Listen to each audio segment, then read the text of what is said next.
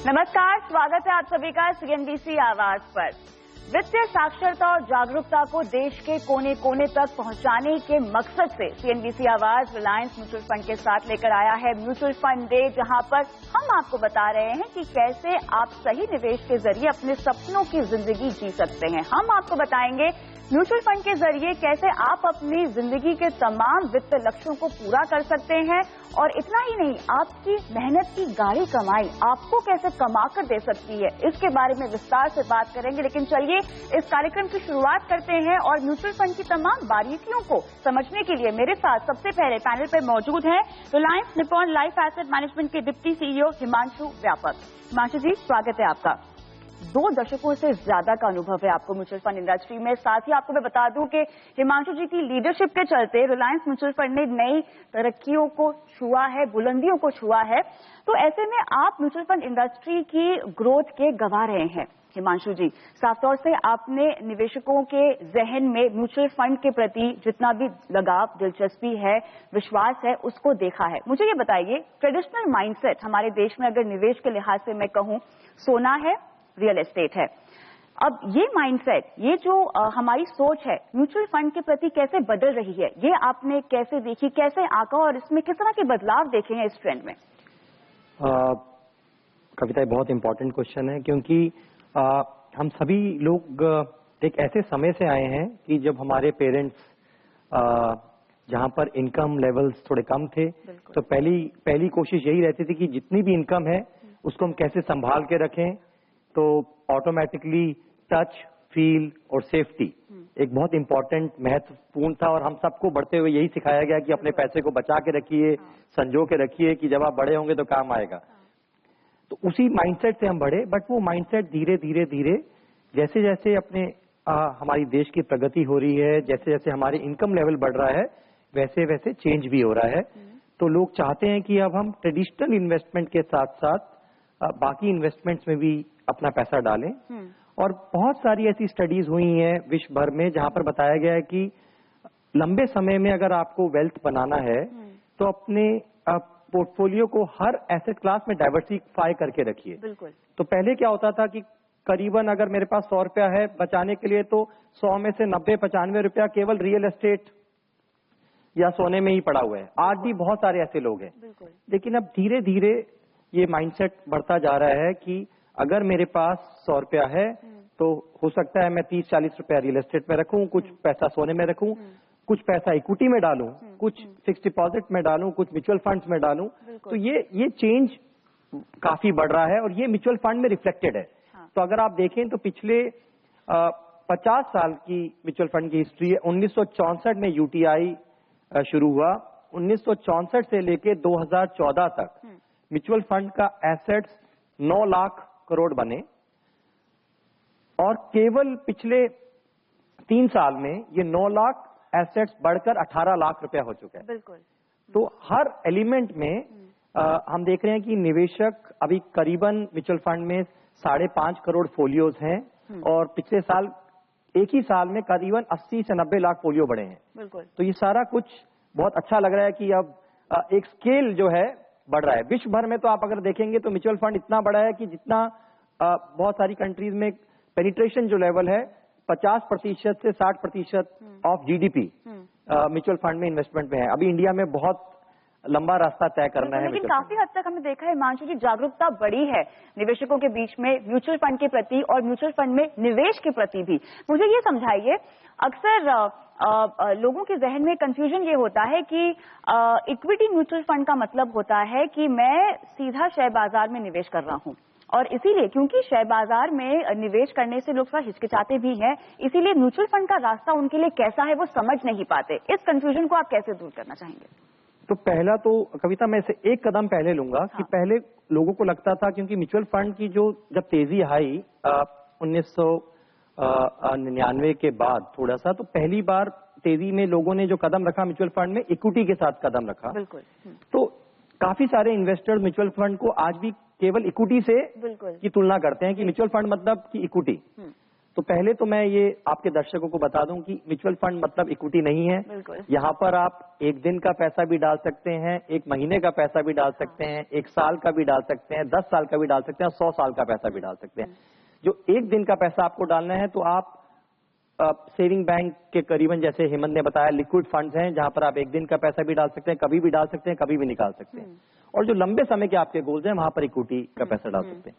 Equity का जो आपने दूसरा मेन क्वेश्चन पूछा कविता की, लोग जो है इक्विटी से इसकी तुलना जो है धीरे धीरे इक्विटी में, यहाँ पर क्या है कि जिन लोगों के पास इक्विटी को या कंपनीज को स्टडी करने की कैपेबिलिटीज है कि जो उनकी बैलेंस शीट स्टडी कर सकते हैं, उन पे समय लगा सकते हैं, तो वो सीधा बाजार में भी पैसा डाल सकते हैं। लेकिन हम में से बहुत लोग जो हैं, काफी सारे लोग हैं जो इतना समय इन्वेस्टमेंट के लिए या कंपनीज को स्टडी करने के लिए नहीं डाल सकते। उसके लिए म्यूचुअल फंड एक प्रॉपर स्ट्रक्चर है जहां पर आप अपना पैसा कुछ फीस के लिए 1 से 2% फीस के लिए आप देकर आप एक प्रोफेशनल फंड मैनेजर को अपना पैसा दे सकते हैं, और वहां पर आप लमसम पैसा भी डाल सकते हैं और सिस्टमैटिक तरीके से भी केवल 100 रुपया महीने से भी आप पैसा डाल सकते हैं। तो आपके पास डाइवर्सिफिकेशन भी है, एक्सपर्टाइज भी है, ट्रांसपेरेंसी भी है और कॉस्ट भी लो है। बिल्कुल, यहाँ पे जो भी समय की अवधि आप चाहें उस समय की अवधि के लिए म्यूचुअल फंड में निवेश का विकल्प मौजूद है, लेकिन साथ ही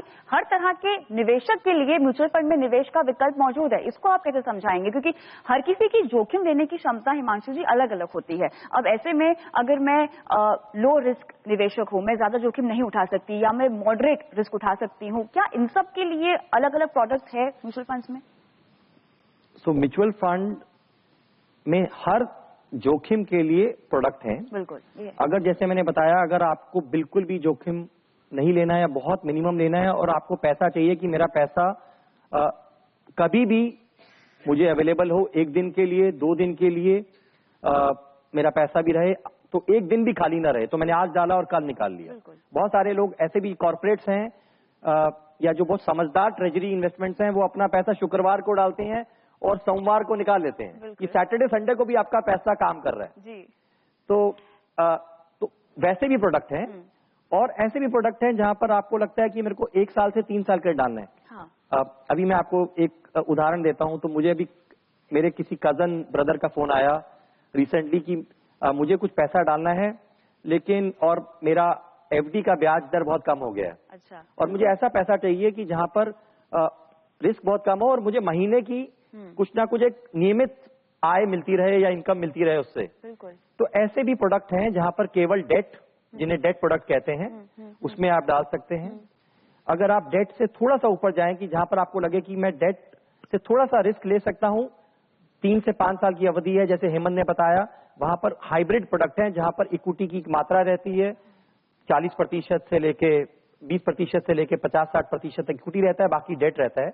और अगर आपके लंबे समय के इन्वेस्टमेंट है या आपके लंबे समय के गोल्स हैं जहां पर आप इन्वेस्टमेंट करना चाहते हैं, वहां पर प्योर 100% इक्विटी की फंड्स रहते हैं। और उन्हीं फंड्स में भी रिस्क प्रोफाइल हर तरीके से है। लार्ज कैप फंड्स हैं और मिड कैप फंड्स हैं और स्मॉल कैप फंड्स हैं या सेक्टर फंड्स हैं। तो सबका रिस्क प्रोफाइल जोखिम जो है अलग अलग है।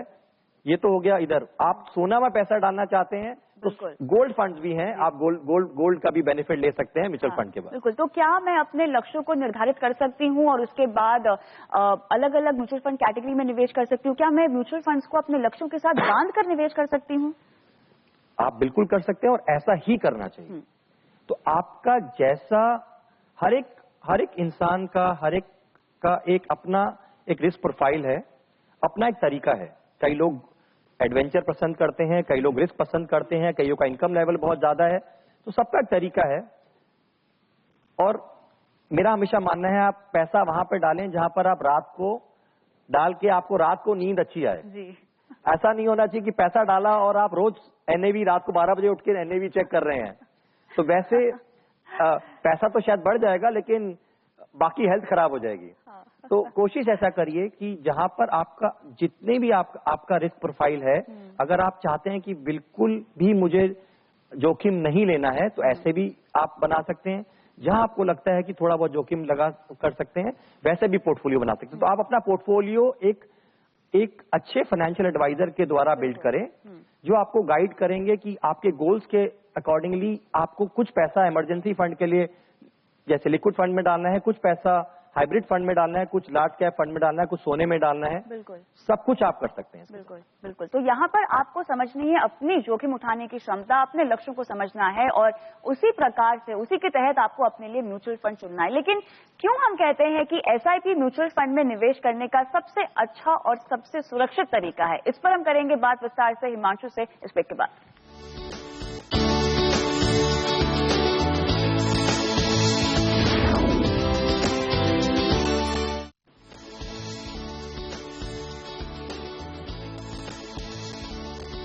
सीएनबीसी आवाज पे आज हम मना रहे हैं म्यूचुअल फंड डे और मेरे साथ चर्चा में शामिल है हिमांशु व्यापक। हिमांशु जी, आगे बढ़ते हैं और एसआईपी के जरिए निवेश करना हम हमेशा सबसे बेस्ट तरीका और सेफेस्ट तरीका समझते हैं म्यूचुअल फंड्स में। एसआईपी का मतलब क्या है और क्यों म्यूचुअल फंड्स में निवेश करने का ये तरीका सबसे अच्छा है? कविता, एसआईपी का अगर फुल फॉर्म देखें तो सिस्टमैटिक मतलब नियमित इन्वेस्टमेंट प्लान। तो आप नियमित रूप से अपनी इन्वेस्टमेंट को हर महीने आप करें, उसको सिस्टमैटिक इन्वेस्टमेंट प्लान या एसआईपी एक आम भाषा में उसको बोलते हैं। इसके बेनिफिट बहुत सारे हैं। एक तो पहला बेनिफिट तो ये है कि आप छोटे अमाउंट से भी स्टार्ट कर सकते हैं। तो आप एक छोटे अमाउंट से स्टार्ट कर सकते हैं और हर एक डिसिप्लिन आपकी इन्वेस्टमेंट या सेविंग के लिए एक डिसिप्लिन बहुत इंपॉर्टेंट है। किसी भी चीज के लिए एक डिसिप्लिन इंपॉर्टेंट है।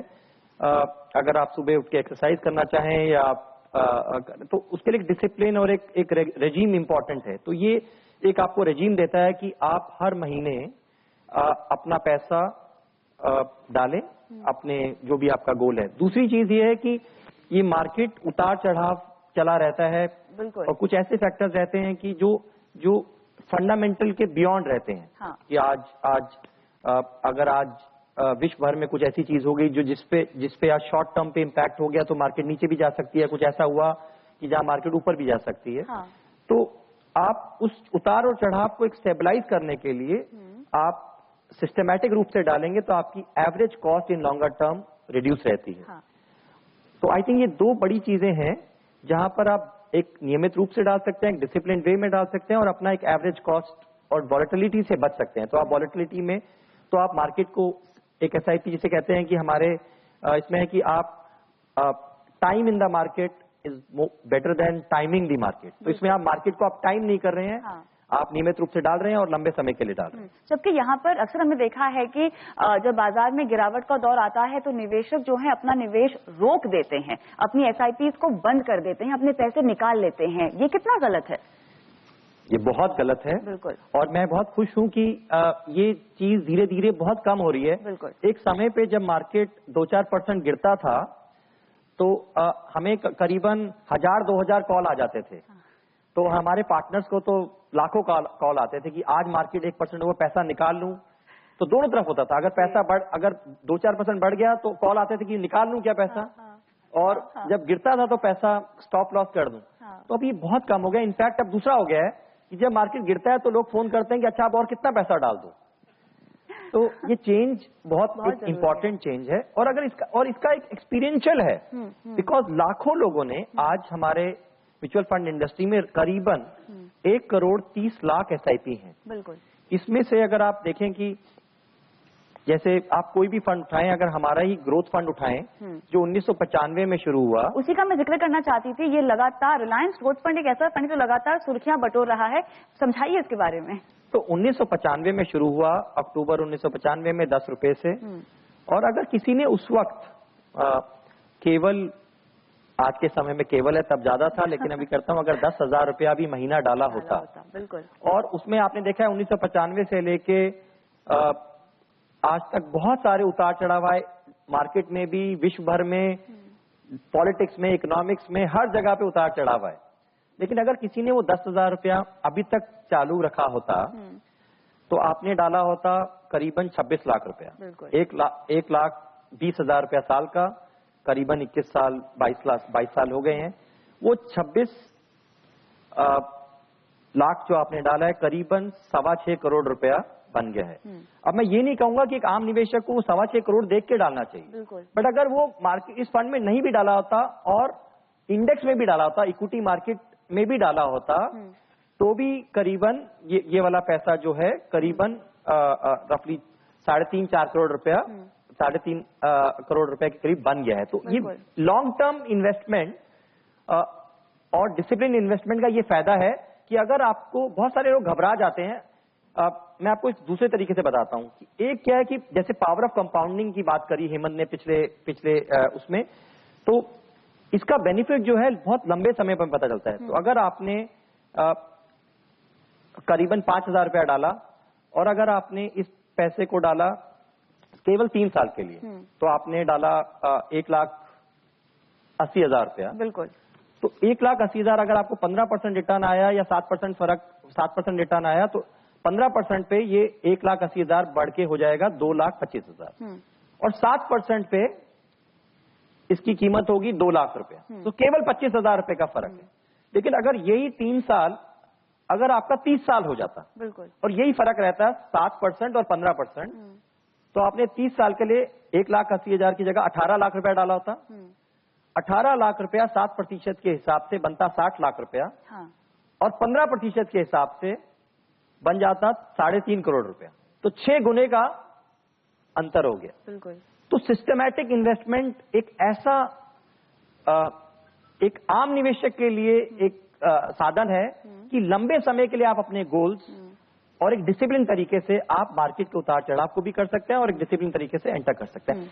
इसी एक्सपीरियंस को देखते हुए करीबन 6 लाख नए इन्वेस्टर हर महीने एसआईपी के साथ जुड़ रहे हैं। बिल्कुल। इतना ही नहीं, ये हम देख रहे हैं चलन छोटे शहरों में भी अब जोर पकड़ रहा है। मेट्रोज में, बड़े शहरों में तो लोग समझते हैं ये निवेश के बारे में, लेकिन छोटे शहरों में कितना उल्लेखनीय है ये डेवलपमेंट?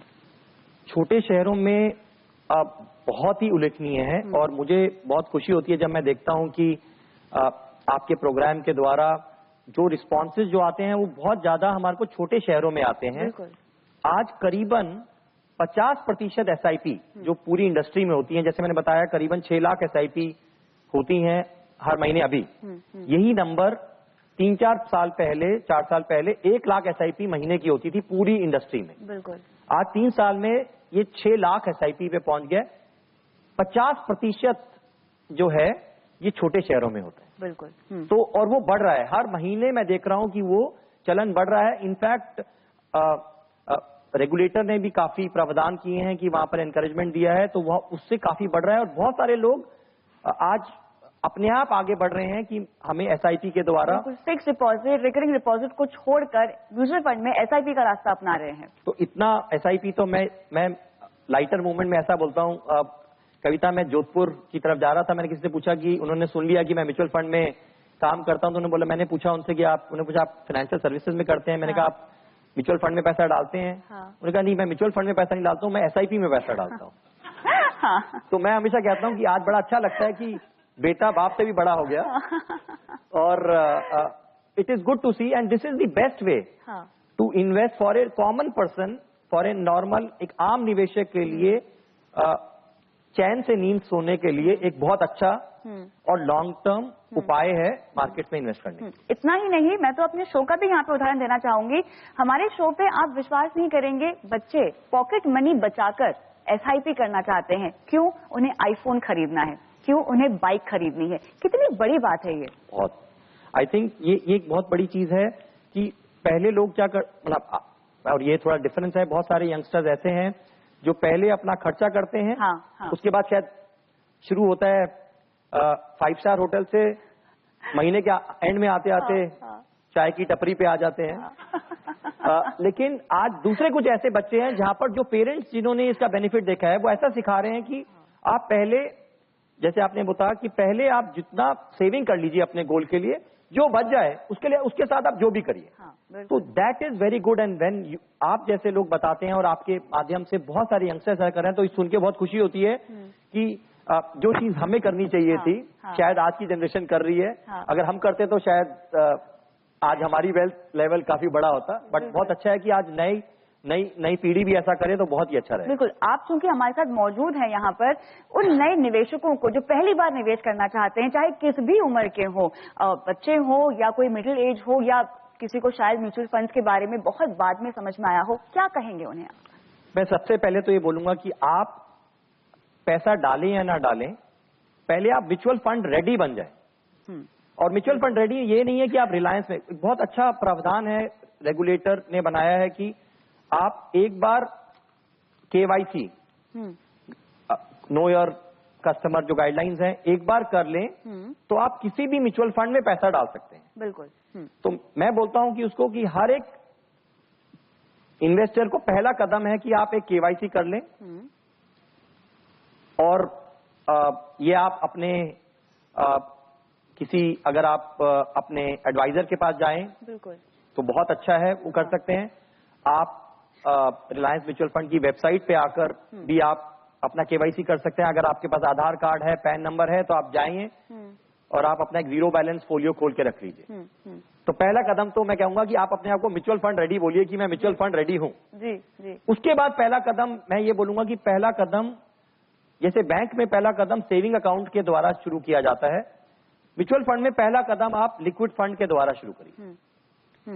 कि आपको एक कंफर्ट लेवल होना चाहिए कि आपका पैसा है और आपको जब भी चाहिए वो पैसा आपके पास मिल सकता है। बिल्कुल। तो आज जैसे बोला हेमंत ने भी बताया कि आजकल तो सेबी का बहुत ही अच्छी रेगुलेशन आई हैं कि इंस्टेंट रिडम्पशन की रेगुलेशन आई हैं।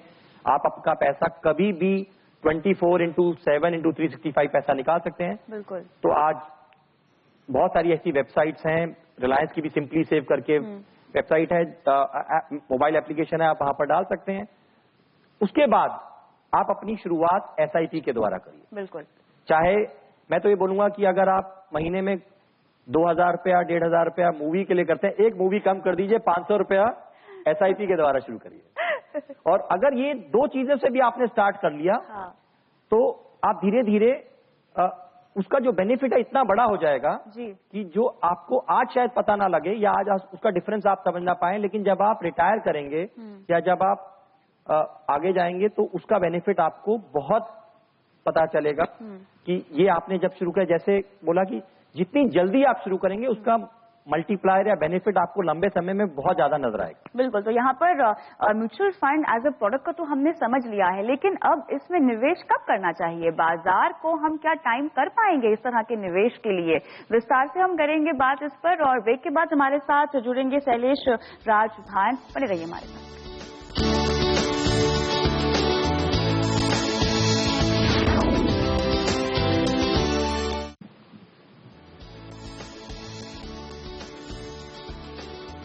CNBC आवाज पर रिलायंस म्यूचुअल फंड के साथ हम बना रहे हैं म्यूचुअल फंड से और अब शो को आगे बढ़ाते हैं और आपको बताएंगे कि बाजार में जिस तरह की तेजी हम देख रहे हैं, क्या ये सही मौका है बाजार में निवेश करने का, या अगर आपको लगता है कि ये बाजार की तेजी को आप मिस कर गए हैं, आपने निवेश नहीं किया, तो क्या आगे आपके लिए कोई मौका आएगा? इस पर विस्तार से बात करते हैं। हमारे साथ अब जुड़ चुके हैं Reliance Nippon life asset management के deputy CIO equity Shailesh Rajbhan. स्वागत है आपका शैलेश जी।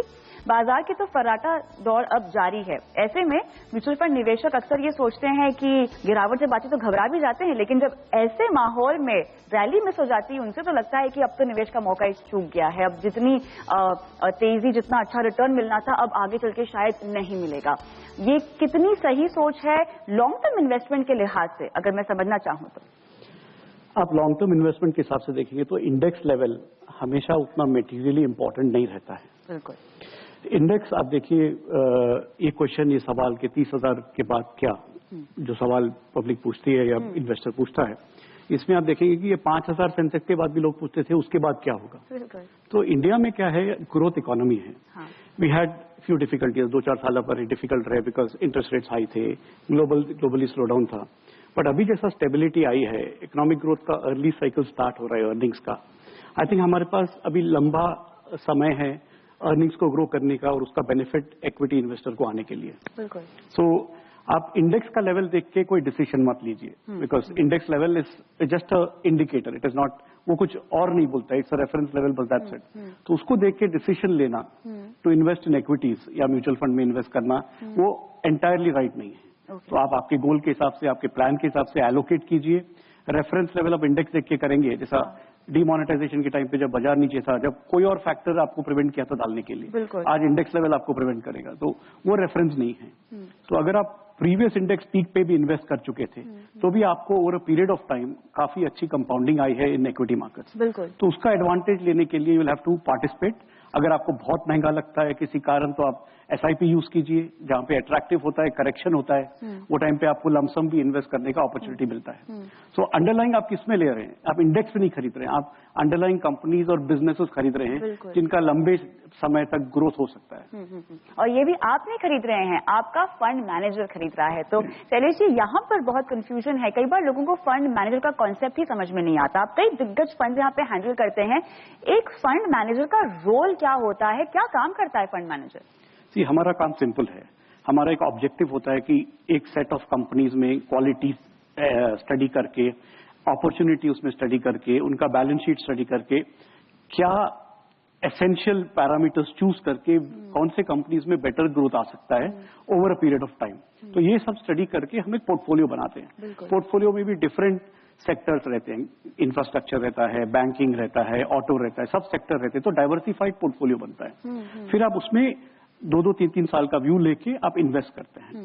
तो ये कंपनीज रहते हैं कि विद इन ईच सेक्टर, मतलब हर एक सेक्टर के नॉर्मली लीडर होते हैं या सेकंड और थर्ड कंपनी होते हैं in terms of size. And ये कंपनीज का return on equity, share holder return 10-10, 20-20 साल का ट्रैक रिकॉर्ड रहता है। तो ये सब कंपनीज का स्टडी करके हम पोर्टफोलियो क्रिएट करते हैं, जिसमें नेक्स्ट 3-4-5 इयर्स में अपॉर्चुनिटी बड़ा है।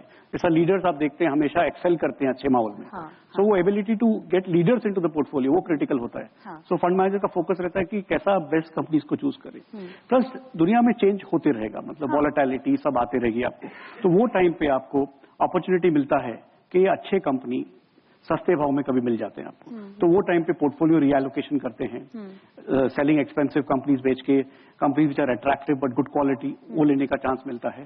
प्लस आपको आपके पोर्टफोलियो ऑब्जेक्टिव को कंटिन्यूअसली कमिट करने का चांस मिलता है। सो कोई गोल इन्वेस्टर अगर वैरी करता है किसी फंड के साथ, तो वो गोल अचीव करने के लिए जो फंड का ऑब्जेक्टिव है वो हम फॉलो करते हैं। बिल्कुल।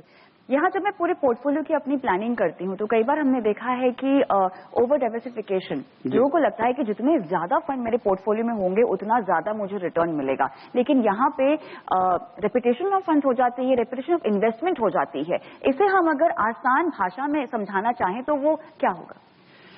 आप जब फोकस कर रहे हैं, आपका ऑब्जेक्टिव है कि आपको लार्ज कैप में रहना है, तो उसमें आप 2-3 अच्छे प्रोडक्ट चूज करके आपके एडवाइजर की हेल्प लेके उसमें पार्टिसिपेट कर सकते हैं। हर एक कैटेगरी में आप सेलेक्ट फ्यू फंड मैनेजर्स या एसेट मैनेजमेंट कंपनी जिनका ट्रैक रिकॉर्ड लंबी दौर का है, 10 साल 15 साल का है, जो हर साइकिल देख चुके हैं, उनमें आप पार्टिसिपेट कर सकते हैं। आप हर एक कैटेगरी में मल्टीपल फंड्स ले लेंगे, जैसा एक कैटेगरी में आप 8-10 फंड ले लेंगे तो आप पूरा बाजार खरीद रहे जैसा होता है, तो वो बहुत डाइवर्सिफाई हो जाता है। और आपका फंड ऑलरेडी 30 स्टॉक 40 स्टॉक में रहता है, तो वैसे ही डाइवर्सिफाइड है वो। तो आपका वो एक्सेस डाइवर्सिफिकेशन का एडिशनल रिटर्न नहीं मिलता है। सो द एडवांटेज आपको जो है वो आप राइट फंड चूज करके लंबे दौर तक, like time in the market, जितना समय आप बाजार में स्पेंड कर सकते हो अच्छे प्रोडक्ट्स में, वो आपकी जीत है। ये बहुत जरूरी चीज है, जितना लंबा आप रुक सकते हैं किसी फंड में उतना लंबा आप रुकिए। लेकिन अगर मुझे परफॉर्मेंस कंपेयर करनी हो अपने फंड की, तो कई बार हमने देखा है कि लोग निराश हो जाते हैं, हताश हो जाते हैं, और अगर 6 महीने में उनका फंड अच्छा परफॉर्म नहीं कर रहा है उनके पेयर फंड से, तो वो निकल जाते हैं। बाद में बोलते हैं कि यार ये फंड तो हमें रिटर्न ही नहीं दे रहा है। ये अप्रोच हमें कितने बदलने की जरूरत है? कितना लंबा रुकना चाहिए? मिनिमम कितना समय हमें एक फंड को देना चाहिए ताकि वो अपनी काबिलियत को सिद्ध कर सके? जी, आप इक्विटी बाजार में आ रहे हैं, तो इक्विटी बाजार में कंपनीज जो होते हैं वो बिजनेस से पैसा अर्न करते हैं, उसका बेनिफिट शेयर बाजार में मिलता है। अब बिजनेस साइकिल कोई 3-6 महीने में कोई कंपनी ऐसा डिस्प्रोपोर्शनेट सा अर्निंग नहीं कर सकती है। तो नॉर्मली अगर शॉर्ट टर्म रिटर्न आता है इक्विटी बाजार में, वो मोर लक की वजह से होता है देन स्किल। बट अगर आप 3-3, 4-4 साल रोलिंग देखेंगे, skill of the fund manager उसमें ज्यादा पार्टिसिपेट करता है। और जब इक्विटी के लिए आप देख रहे हैं, तो इक्विटी के लिए द लॉन्गर यू कीप, उससे आपको बेनिफिट कंपाउंडिंग का काफी ज्यादा मिल सकता है। सो हर 6 महीने, जैसा एक स्टडी की गई थी पहले, उसमें बताया गया था कि mutual funds have delivered returns but mutual fund investors have not made returns to the same extent. तो वो स्टडी का मतलब क्या है? जैसा आप मोर एंट्री एग्जिट करेंगे उसमें, तो आप टाइमिंग कर रहे हैं, जिसमें फंड मैनेजर ऑलरेडी इन्वेस्ट करके टाइम कर रहे हैं, तो आप उसके ऊपर टाइमिंग कर रहे हैं, तो गलती होने का डबल चांस है। सो आपको कमिटमेंट टू दी पर्पस, आपके गोल के हिसाब से, और राइट फंड में for a meaningfully long period of time 3-3, 5-5, 10-10 साल आपको वहां से डिफरेंशिएशन दिखेगा। और परफॉर्मेंस कैसे कंपेयर करनी चाहिए मुझे? कैटेगरी वाइज देखना पड़ेगा आपको, जो कैटेगरी में है, and there is a benchmark, आप सबके पास रेफरेंशियल बेंचमार्क रहेगा। Over rolling 3, 4, 5 year period I think you can compare, वो बेस्ट तरीका है। और वो स्पेसिफिक कैटेगरी का रिटर्न, बहुत सारे लोग डिफरेंट कैटेगरी का रिटर्न एक साथ कंपेयर कर लेते हैं, उसमें मिस्टेक हो जाता है। हाँ। तो वो अवॉइड करने के लिए स्पेसिफिक कैटेगरी का फंड चूज कीजिए, उसके रेफरेंशियल बेंचमार्क से रिटर्न देखिए, तो आपको पता चलेगा कि how a particular fund is performing और नॉट। एंड रोलिंग 3-3 साल का एक रेफरेंस टाइम फ्रेम है, तो that is a better number. बिल्कुल। यहाँ पे थोड़ा सा मैं मिड कैप फंड्स के बारे में बात करना चाहूंगी, जिनकी परफॉर्मेंस हमने देखा है कि पिछले कुछ सालों से बहुत अच्छी है, लेकिन कई बार लोगों के जहन में ऐसी बात आती है कि अगर मिड कैप शेयर लगातार अच्छा परफॉर्म कर रहे हैं तो मिड कैप फंड्स भी लगातार ही ऐसा परफॉर्म करेंगे। बहुत वॉलेटाइल कैटेगरी होती है मिड कैप की, ये आपको बहुत समझना होगा। मिड कैप फंड और मिड कैप शेयर, इन दोनों में निवेश करना अलग अलग बात है और दोनों में आपको समय देना अलग अलग पड़ेगा, ये आप कैसे समझाएंगे? आप अगर देखिए छोटे companies, mid cap size companies जो है, वो धीरे धीरे करके इसमें से एक सक्सेसफुल सेट ऑफ कंपनीज जाके लार्ज कैप और बड़े हो जाते हैं। तो ये ट्रांजिशन में एक पीरियड रहता बहुत बड़े ग्रोथ का विच केम, फिर एक कंसोलिडेशन फेज आता है, फिर इसमें से थोड़े सक्सेसफुल कंपनीज नेक्स्ट लेवल पे चले जाते हैं। तो ये पूरी जर्नी इन्वेस्टर को पार्टिसिपेट करना पड़ता है, आपको फुल रिटर्न अगर चाहिए तो। नाउ आप देखेंगे कि मोस्ट पीपल कम, जैसा इन्वेस्टर आता है आफ्टर सीइंग द रिटर्न, वो भी इसका आंसर नहीं है। तो इसका आपको टाइम फ्रेम चाहिए ही चाहिए किधर भी। तो समय विल आंसर आपके बहुत सारे सवाल in this, you have to participate for a long period of time. दूसरा आपका सवाल ये है कि मिड कैप स्टॉक्स का परफॉर्मेंस और फंड का परफॉर्मेंस। सी, मिड कैप में बहुत लार्ज यूनिवर्स है। फंड एक 30, 40, 50 स्टॉक सेलेक्ट करता है, उसको चेंज करते रहता है over a period of time. So आपको कहीं लगेगा कि एक सेक्टर बहुत अच्छा कर रहा है लेकिन फंड में वो नहीं है। बट हर एक सेक्टर कैप्चर नहीं होता है। बट आप over a period of time देखेंगे, if 5 out of 10 sector, 7 out of 10 sectors are captured mid cap category में, आपको तो सस्टेन्ड रिटर्न पॉसिबिलिटी है। सो आप एसेट एलोकेशन यूज कीजिए, आपको जितना लार्ज कैप में डालना है लार्ज कैप में डालिए, फ्लेक्सी कैप में डालिए, और अप्रोप्रिएट एलोकेशन मिड कैप में डालिए। यही लोगों में चूक हो जाती है। अक्सर लोग अपने पोर्टफोलियो में केवल मिड कैप ही डालते हैं, ये सोचकर कि अगर लंबा रुक जाएंगे तो अच्छा रिटर्न मिल जाएगा। देखिए, मिड कैप पूरे कंपनीज जो आज लार्ज कैप है वो एक टाइम पे मिड कैप थे, तो वो अपॉर्चुनिटी और या वो सोच गलत नहीं है, लेकिन उसमें एक ही चीज ये है कि हर mid cap company large cap नहीं हो सकती। इसलिए वहां पे जहां फंड मैनेजर का ट्रैक रिकॉर्ड अच्छा है, जहां पे chance of that fund manager delivering in difficult times is there, वो सब सेलेक्ट करके आप मिड कैप में पार्टिसिपेट कीजिए। एंड बहुत सारे टाइम ऐसे आते हैं बाजार में जहां पे दूसरे कैटेगरी जैसा लार्ज कैप कैटेगरी या फ्लेक्सी कैप कैटेगरी का भी सस्ता हो जाता है किसी कारण, तो आपको वहां पर आपका एलोकेशन निकालना नहीं है, बिकॉज वो आपको स्टेबिलिटी देता है। और जो आप वॉलेटिलिटी की बात कर रहे हैं ना, वॉलेटिलिटी आप आपके फेवर में यूज कर सकते हैं, आप अगर प्रिपेयर्ड है तो। अगर आप लिवरेज्ड है या एग्रेसिवली इन्वेस्टेड है तो आप नहीं कर सकते। तो अगर आप प्रिपेयर्ड है इन्वेस्टर, तो वॉलेटिलिटी आपके फेवर में वर्क करता है। एंड वो फंड मैनेजर का सब में बड़ा स्किल होता है कि खराब टाइम पे वो राइट डिसीजन लेने का पॉसिबली कोशिश कर सकता है to the best of his ability. क्योंकि आप यहाँ पे मौजूद हैं, जिस तरह से हम देख रहे हैं कि सरकार अलग अलग क्षेत्रों में रिफॉर्म कर रही है, लगातार कर रही है, ऐसे में अगर मैं किसी क्षेत्रीय फंड में, सेक्टोरल फंड में निवेश करना चाहूंगी, तो आपकी सलाह क्या होगी और किस नजरिए से हमें निवेश करना चाहिए? सेक्टोरल फंड्स के लिए आपको काफी लंबे समय के लिए डालना पड़ेगा। बिल्कुल। वॉलेटिलिटी उसमें नॉर्मली ज्यादा रहेगी, बट लेकिन बहुत सारे सेक्टर इंडिया में हैं जो कि गवर्नमेंट सपोर्ट के कारण, रिफॉर्म के कारण, ग्रोथ अपॉर्चुनिटी के कारण बहुत अर्ली स्टेजेस में है।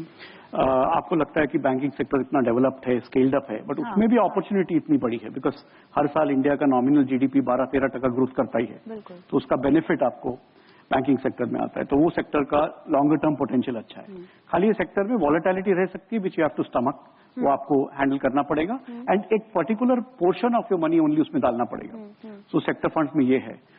सम सेक्टर्स के साइकिल होते हैं, जैसा फार्मा सेक्टर का साइकिल थोड़ा वीक चल रहा है because of various reasons, but valuations आपके फेवर में होते हैं, तो वो सेक्टर में अपॉर्चुनिटी है आपको अगले 3-5 साल के लिए। तो आपको ये 2 सेक्टर आप इफेक्टिवली चूज कर सकते हैं। ओके।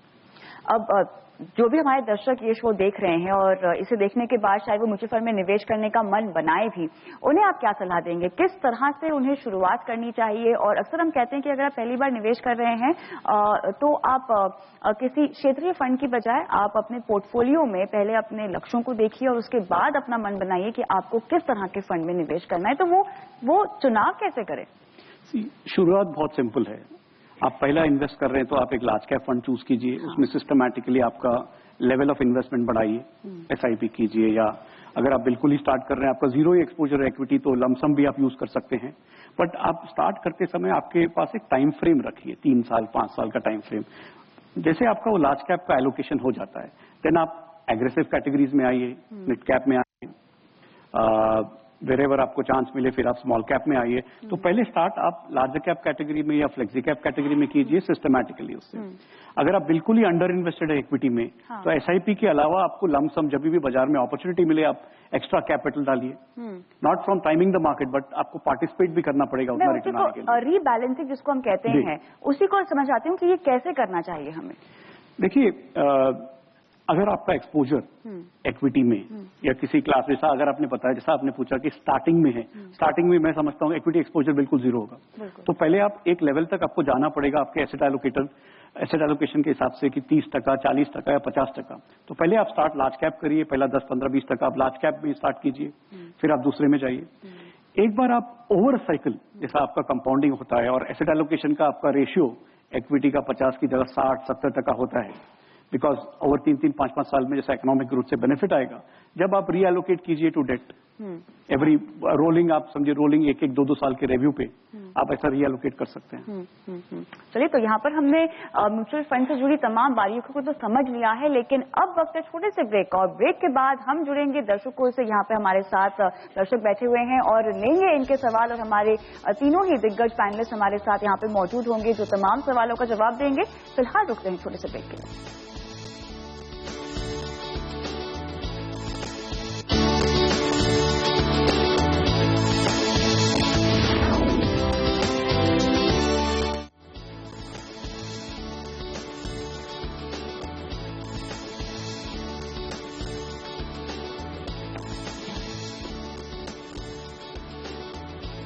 स्वागत है आप सभी का CNBC आवाज पर, जहां पर आज हम बना रहे हैं म्यूचुअल फंड डे, और कार्यक्रम को आगे बढ़ाते हैं। हमारे तीनों ही पैनलिस्ट हमारे साथ मौजूद हैं और अब देंगे वो तमाम सवालों के जवाब। हमारे साथ यहाँ पे जितने भी दर्शक हैं उन्होंने अपने सवाल हमें भेज दिए हैं, एक एक करके उन सभी के सवाल लेते हैं। सबसे पहले रोहन काले का सवाल हिमांशु जी के लिए है। और हिमांशु, जैसे कि हम पहले भी चर्चा कर रहे थे कि बाजार में निवेश कब करना चाहिए, ये बहुत बड़ा सवाल है, और रोहन का भी यही सवाल है। ये बोल रहे हैं कि सेंसेक्स तो 30,000 के पार अब छू चुका है, क्या म्यूचुअल फंड में निवेश करना चाहिए या नहीं, कब करना चाहिए? तो रोहन, अगर आपके पास आज आपके जेब में पैसा है तो आज ही सही समय है इन्वेस्ट करने के लिए। ये क्वेश्चन, जैसे शैलेश ने भी बताया, ये क्वेश्चन जब इंडेक्स शुरू हुआ 1980-81 में, तब भी उतना वैलिड था। 10 साल 13 साल पहले 2003 में जब निफ्टी 1000 पॉइंट पे था तो भी वैलिड था, 5000 निफ्टी पे भी वैलिड था, और आज भी वैलिड है। जब तक आपका विश्वास है कि हमारा देश ग्रो करेगा यहाँ से आगे, अगर देश ग्रो करेगा तो कंपनीज ग्रो करेंगी, कंपनीज ग्रो करेंगी तो उनकी अर्निंग्स ग्रो करेंगी, तो आप उसमें निवेश करिए, आज शुरू करिए। जैसे मैंने पहले बताया, आप उसका रिस्क प्रोफाइल, कितने समय के लिए आप पैसा डालना चाहते हैं और आपका रिस्क प्रोफाइल क्या है, उसके हिसाब से आप चूज कर सकते हैं। उसके लिए मेरी तो सलाह हमेशा रहेगी कि आप एक एक्सपीरियंस्ड फाइनेंशियल एडवाइजर के पास जाएं जो आपके लिए एक प्रॉपर प्लान बना पाएगा। लेकिन अगर उस आंसर को एक तरीके में दिया जाए तो अगर आज आपके पास पैसा है तो आज ही अच्छा समय है। बिल्कुल रोहन, शुभस्य शीघ्रम हम कहते हैं, जितना जल्दी हो सके उतना जल्दी निवेश कीजिए। लेकिन हेमंत जी, अक्सर कंफ्यूजन ये होता है कि अगर मेरे पास एक मुश्त रकम है, लमसम अमाउंट है, तो क्या उसी को डाल दूं पूरा, या उसको हमें धीरे धीरे करके डालना चाहिए स्टाइगर्ड वे में? देखिए कविता, हर इन्वेस्टर को दुविधा रहती है कि लमसम पैसा डालें कि SIP डालें कि दोनों का मिक्स डालें। बिल्कुल। देखिए, जैसे पहले भी हमने डिस्कस किया, मार्केट कभी भी एक डायरेक्शन में नहीं जाता, मार्केट में वॉलेटिलिटी होती है। ऐसे मौके मिलेंगे जहां पे आपको लमसम में ज्यादा रिटर्न मिलेगा। अगर चढ़ते बाजार में आप SIP कर रहे हैं तो आपकी एवरेज कॉस्ट ऊपर जा रही है, गिरते बाजार में अगर आप कर रहे हैं तो आपकी एवरेज कॉस्ट नीचे जा रही है। तो ऑब्वियसली जब आप लमसम डालेंगे गिरते बाजार में तो आपको रिटर्न अच्छा मिलेगा। मेरा ये मानना है, और हमने देखा है over a period of time, ये दोनों का कॉम्बिनेशन होना चाहिए। अगर आप ऐसे इन्वेस्टर हैं जिसको छोटी छोटी रकम से बड़ी रकम बनानी है तो आपके पास शायद ऑप्शन नहीं है, आप SIP के द्वारा इन्वेस्ट करेंगे। अगर आपके पास लमसम पैसा है और आप नहीं चाहते कि पूरा पैसा हमारा एक ही लेवल पे जाए और सिस्टमेटिक भी जाए, तो म्यूचुअल फंड के अंदर एक सिस्टमेटिक ट्रांसफर प्लान रहती है। यानी आप जिस इक्विटी फंड में इन्वेस्ट करना चाहते हो, उसी फंड के लिक्विड फंड या अल्ट्रा शॉर्ट टर्म फंड में आप इन्वेस्ट कीजिए, वहां से आप डायरेक्शन दीजिए म्यूचुअल फंड को, इंस्ट्रक्शन दीजिए कितना पैसा जाएगा, तो वहां पे आप डिसाइड कर सकते हैं 30 या 40% आप लमसम कर सकते हैं, बाकी पैसा सिस्टमेटिक कर सकते हैं।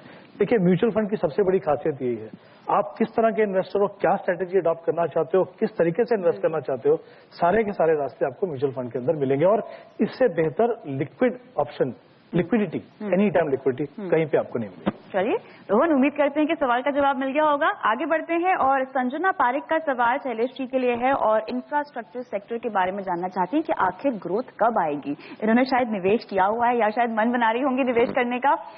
ये कहती है कि इंफ्रास्ट्रक्चर के बारे में हम सुन रहे हैं कि लगातार ग्रोथ आएगी और अच्छा करेगा ये सेक्टर, लेकिन अल्टीमेटली हम रिटर्न के रूप में कब देखेंगे इस ग्रोथ को? इंफ्रा सेक्टर ये बहुत तेजी में था 2007 में, उसके बाद इसके 4-5 बहुत खराब साल आए थे, जहाँ इंटरेस्ट रेट बहुत बढ़ गया था, जहाँ पे ग्लोबल स्लो डाउन हो गया था, पॉलिसी में चैलेंजेस आए थे। बट अभी अपन वो सब माहौल से निकल रहे हैं। अभी आप देखिए इंटरेस्ट रेट्स नीचे आ चुके हैं, तो सेक्टर के लिए सब में बड़ा फायदा है कि लोअर इंटरेस्ट रेट्स का सब में बड़ा फायदा उधर होता है। बहुत सारे एसेट्स में यूटिलाइजेशन जो बहुत लो है अभी, वो धीरे धीरे बढ़ रहा है। तो जैसा नेक्स्ट साइकिल आएगा, इंफ्रास्ट्रक्चर रिक्वायरमेंट्स तो आपके बढ़ते ही जाएंगे, बिकॉज ग्रोथ है आपके पास, तो इंफ्रास्ट्रक्चर रिक्वायरमेंट मीट करने के लिए नया कैपिटल एक्सपेंडिचर होगा। तो ये पूरा साइकिल, इंफ्रास्ट्रक्चर साइकिल इंडिया में पिछली तेजी के बाद अभी फिर बहुत अर्ली स्टेजेस में है। इसमें लंबे समय तक, अगले 3-3, 5-5 और काफी समय तक इसमें अपॉर्चुनिटी है। वो साइकिल का टर्न हमें अभी सिग्निफिकेंटली दिख रहा है, दिखना चालू हो गया है। इंटरेस्ट रेट्स लो है आपके पास, ऑर्डर बुक समझिए, रोड साइड कंस्ट्रक्शन एक्टिविटी देखिए आप, पोर्ट्स एक्टिविटी देखिए, बहुत सारी जगहों पे ऑलरेडी इंप्रूवमेंट दिख रहा है। तो जैसा ये मोमेंटम चलेगा in terms of business volume, economic volume growth, अपना जीडीपी ग्रोथ का, नीड फॉर इंफ्रास्ट्रक्चर है, उसमें कोई डिबेट नहीं है। पर टर्निंग पॉइंट उसका शायद अभी अंडरलाइंग हो रहा है और लंबे समय तक उसकी अपॉर्चुनिटी है। तो हमें रोड में ग्रोथ ऑलरेडी दिख रहा है। अच्छा, रोड में ग्रोथ ऑलरेडी, रोड सेक्टर में ग्रोथ ऑलरेडी दिख रहा है। पावर कंजम्पशन में भी ग्रोथ चालू हो गया है। तो ईच ऑफ दीज एरियाज एक के बाद एक ग्रोथ में आते जा रहे हैं। तो एक साथ फीड करके और 2-3 ईयर पीरियड इनका काफी गुड अपॉर्चुनिटी है। धीरज रखना होगा संजना जी को यहाँ पर। जी बिल्कुल, ये काफी एक सेक्टर में 3-3, 5-5 साल तक अपॉर्चुनिटी है। हाँ। और जितना आप उसमें पेशेंस रखेंगे और पार्टिसिपेट करेंगे उतना आपको बेहतर होगा, आप लोग अच्छा रहेगा। आगे बढ़ते हैं और सर्वोजीत का सवाल हेमंत जी के लिए है और इनका सवाल ये है कि जो फंड हाउसेज हैं वो हाई अर्निंग्स डिक्लेयर तो करते हैं, लेकिन हमारा जो फंड है परफॉर्म नहीं कर रहा है, ये तालमेल क्यों गलत है? ये कविता होता क्या है कि डिपेंड करता है किस तरह से मार्केट बिहेव कर रही है। जैसे अगर हम पिछले 1 साल का रिटर्न देखें तो आपको मान लीजिए रिटर्न दिखता है 30 या 32% दिखता है। आपने इन्वेस्ट किया मान लीजिए 3 साल पहले, तो आपको उतना रिटर्न, एवरेज रिटर्न आपको नहीं दिखेगा। उसके 2 पहलू हैं। जब आप इस तरह का बाजार देखते हैं तो आपको रिटर्न थोड़ा कम दिखता है, लेकिन जितना लंबा समय आप फंड में लगाएंगे, मान लीजिए 10 साल आपने लगाया और फिर मार्केट 20% गिरा, तो आपका जो एवरेज रिटर्न है सिर्फ 2% साल का गिरेगा। तो जो फॉल दिखेगा वो उनको दिखेगा जो नजदीक से आए हैं।